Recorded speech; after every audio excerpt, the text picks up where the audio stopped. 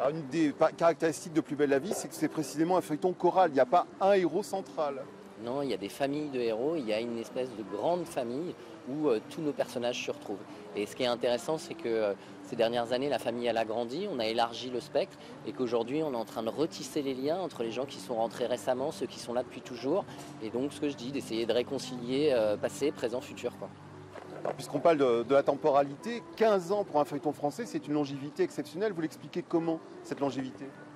Parce que c'est pas si exceptionnel que ça dès qu'on regarde à l'extérieur de la France. En fait, c'est des choses qui existent beaucoup. Et puis, un feuilleton, c'est pas comme une série. Une série, ça a une durée de vie parce que le casting, à un moment, en a marre parce que justement, il y a un héros central ou une héroïne centrale. Et puis parce qu'à un moment, c'est un prisme de vue, une série. Alors que dans une série chorale et un feuilleton, en fait, on se nourrit de l'actualité, de la vie, de la société. Et donc ça se renouvelle à l'infini. Il y a beaucoup de gens qui disent, mais Plus belle la vie, il n'y a pas de concept. Mais c'est parce que le concept, c'est la vie, que ça dure longtemps. Si le concept, il était devant les personnages, le concept s'userait beaucoup plus vite.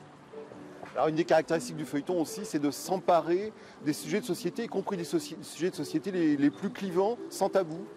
Oui, alors ce que j'explique aussi, c'est quand on dit s'emparer, il y a comme si on avait une logique de propagande d'idées. C'est pas ça. Ce qui nous intéresse, c'est comme on a des personnages qui sont différents, on a une série qui est chorale, ben on va mettre différents points de vue qui vont se rencontrer autour d'un sujet qui pose question à toute la société.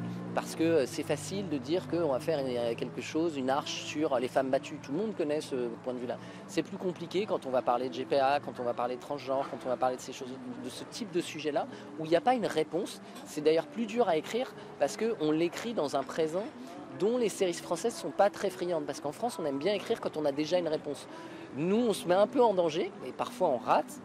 J'espère que quand même souvent on réussit à parler du sujet présent avec les incertitudes que ça génère, tant en termes d'écriture que de production.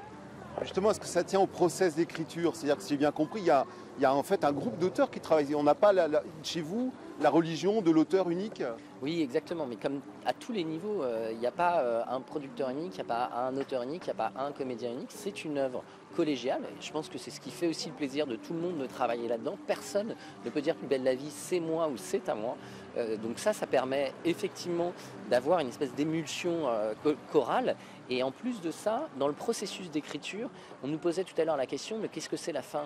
Mais on sait rarement la fin d'une histoire quand on se lance. Aujourd'hui, demandez-moi si Luna va remarcher ou pas, je ne sais pas. Si on commençait à écrire en sachant l'histoire, on serait beaucoup plus loin de la vie parce que je pense qu'aucun d'entre nous ne commence sa vie en se disant je sais comment ça va se finir.